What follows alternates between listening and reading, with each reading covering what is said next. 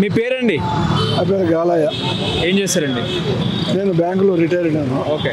ఇప్పుడు జూబ్లీహిల్స్ ఉప ఎన్నిక అంటున్నారు, మరి జూబ్లీహిల్స్ ఉప ఎన్నికలో మరి ఎవరు గెలుస్తారు? ఏ పార్టీ గెలుస్తుంది? కాంగ్రెస్ పార్టీ గెలుస్తుంది. కాంగ్రెసా? ఎందుకు కాంగ్రెస్ గెలవాలి ఇక్కడ? ఎందుకు గెలవాలంటే ఈ 10 సంవత్సరాల పాలనలో బీఆర్ఎస్ పార్టీ అనేది రోడ్స్ కానీ డ్రైనేజ్ కానీ కాలువలు ఏం పట్టించుకోలేదు.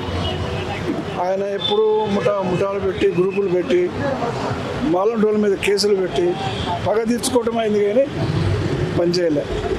ఇప్పుడున్న రోడ్లను ఇంతకుముందు అంజన్ కుమార్ యాదవ్ గారు చేసింది, బీజేఆర్ చేసిన రోడ్లు మొత్తం డివిజన్, ఏ డివిజన్లు కూడా అంతే కాంగ్రెస్ పార్టీ చేసిన పనులే ఉన్నాయి కానీ వీళ్ళు వచ్చి కొత్తగా ఏం చేయలే. అంటే కేసీఆర్ అదేవిధంగా మాగంటి గోపినాథ్ గారు ఉన్నప్పుడు రోడ్లు వేశారని, డ్రైనేజీలు వేశారని చెప్పేసి రకరకాల అభివృద్ధి కార్యక్రమాలు చేశారని చెప్తున్నారుగా. వాళ్ళు చెప్తున్నారు కానీ మా దగ్గర ఇక్కడైతే జూబ్లీహిల్స్ కాలే. ఇక్కడ చేసినా మనకు తెలియదు, ఇక్కడ ఏం కాలేదు. ఓకే. ఇప్పుడు ఎట్లా ఉంది ఇక్కడ వాతావరణం? ఎట్లా ఉంది? ప్రజలు ఎటువైపు ఉన్నారు? ఏ పార్టీ వైపు ఉన్నారు? ఎవరిని గెలిపిద్దామని, ఎవరిని అసెంబ్లీకి పంపిద్దామని ఏంటి? ప్రజలు ఏంటంటే ఇప్పుడు అధికారం కాంగ్రెస్ పార్టీ ఉంది. కాంగ్రెస్ సిటీ నుంచి ఎవరు ఎమ్మెల్యే లేరు. జూబ్లీహిల్స్లో ఒక ఎమ్మెల్యే నిలబెడదాం, మన ఎమ్మెల్యే ఉంటే మినిస్టర్ కావచ్చు అని మాకు ఒక నమ్మకం ఉంది. అందు గురించి ప్రజలు మ్యాక్సిమం కాంగ్రెస్ని గెలిపించాలని భావన ఉంది. ఇప్పుడు బీఆర్ఎస్ నుంచి మాగంటి గోపినాథ్ గారి సతీమణి సునీత గారిని అయితే వాళ్ళు డిక్లేర్ చేశారు. ఇప్పుడు కాంగ్రెస్లో క్యాండిడేట్ల ఇష్యూ నడుస్తూ ఉంది. మేమని పోటాపోటీ క్యాండిడేట్లు ఉన్న క్రమంలో ఎవరికి సీట్ వస్తే బాగుంటుంది? ఎవరికంటే జనరల్గా పాత మనుషులు ఎవరైతే ఉన్నారో అంజన్ కుమార్ యాదవ్కి వస్తే మంచిదే. సెకండ్, ఇప్పుడు సిఎన్ రెడ్డి గారు ఉన్నారు, ఆయన బీఆర్ఎస్ పార్టీ నుంచి కార్పొరేటర్ మళ్ళీ కాంగ్రెస్లోకి వచ్చిండు. నవీన్ యాదవ్ ఉన్నాడు, బొంతు రామ్మోహన్ మళ్ళీ కొత్తగా వచ్చారు, మళ్ళీ విజయలక్ష్మి చూస్తుంది ఎరగొట్టాను. ఎవరికి తెలియదు కానీ ఎవరికి ఇచ్చినా కష్టపడితే కాంగ్రెస్ గెలుస్తుంది. కష్టపడాలి, గ్రూప్ రాజకీయాలు లేకుండా చేయాలి. మైనార్టీ ఓట్ బ్యాంక్ ఎటువైపు ఉంది ఇక్కడ? మైనార్టీ బ్యాంకు బీఆర్ఎస్కి ఉంది, కాంగ్రెస్ కూడా ఉంది. కాంగ్రెస్కి ఉంది, బీఆర్ఎస్ కూడా ఉంది. మన బీఆర్ఎస్ అయిపోతే అజారుద్దీన్ ఓడిపోయిండు.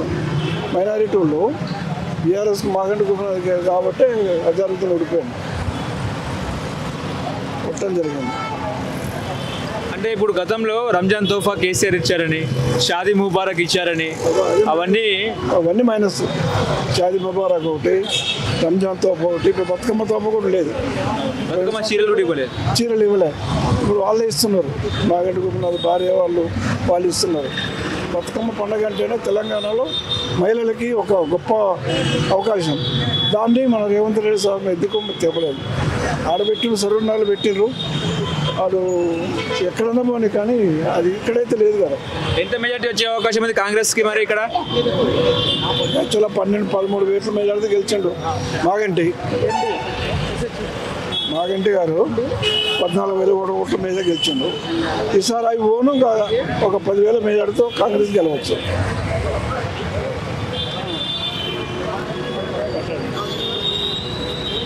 మీ పేరండి? తిరుపతి అండి.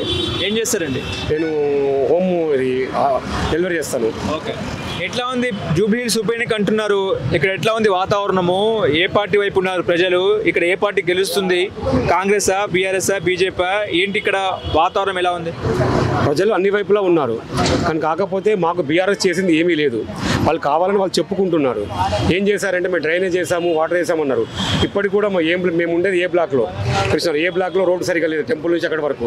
ప్లస్ బి బ్లాక్లో అయితే వర్షం వస్తే ఇంకా అది నల్ల అంటే ఇంకా కృష్ణానగర్ కాదు, కృష్ణా నదిలా పాడుతుంది అది.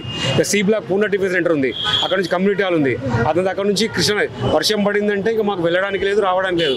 ఇక కొంచెం వర్షం పడితేనే మనం ఇంకా పోలేం మనం, అలా ఉంది పరిస్థితి. డ్రైనేజ్ అనేది బాగులేదు, నల్ల వాటర్ రావాలంటే మేము వాటర్ ఫోన్ ఎప్పుడు వస్తుందో తెలియదు. అది ప్రాబ్లం మాకు. వాళ్ళు స్టాచ్యూలు మాత్రం పెట్టుకున్నారు. చనిపోయిన అతని గురించి మేము అడగం, ఎందుకంటే చనిపోయింది కాబట్టి ఎక్కడ మాకు తెలియదు. కానీ కాబట్టి స్టాచ్యూలు మాత్రం పెట్టుకోనికి స్టాచ్యూలు తప్ప చేసిన వర్క్ అయితే ఏం లేదు మాకు. అందుకని మాకు కాంగ్రెస్ వస్తే బాగుంటుందని మేము అనుకుంటున్నాం. ఇప్పుడు ఉన్నది 2 years అయిపోయింది, 3 years ఉంది. మా దగ్గర కూడా చాలా పేర్లు ఉన్నాయి.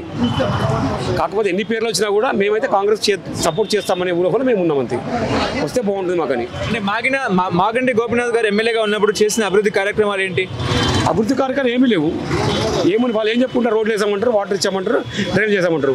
ఎక్కడ డ్రైన్ అక్కడ ఉంది, ఎక్కడ వాటర్ అక్కడ ఉంది, ఎక్కడ రోడ్ అట్లే ఉన్నాయి. ఒకసారి వచ్చి మాగంటి సునీతనే తిరగమనండి. ఇప్పుడు ఎందుకంటే చనిపోయిన తర్వాత సునీత గారి టికెట్ వచ్చింది. ఒక చీరలు పంచారు. ఇప్పుడు బతుకమ్మ చీరలు అంటే గవర్నమెంట్ ఇచ్చింది బీఆర్ఎస్ ఉన్నప్పుడు. ఇప్పుడు మా కాంగ్రెస్ గవర్నమెంట్ ఇవ్వలేదు. పోనీ ఒక యూసఫ్ కూడా మాత్రం జూబ్లీ ప్రాంతంలో చీరలు పంచావు నువ్వు. ఈ ఒక్కరికి మరి అన్ని నియోజకవర్గాలు ఏమైనాయి?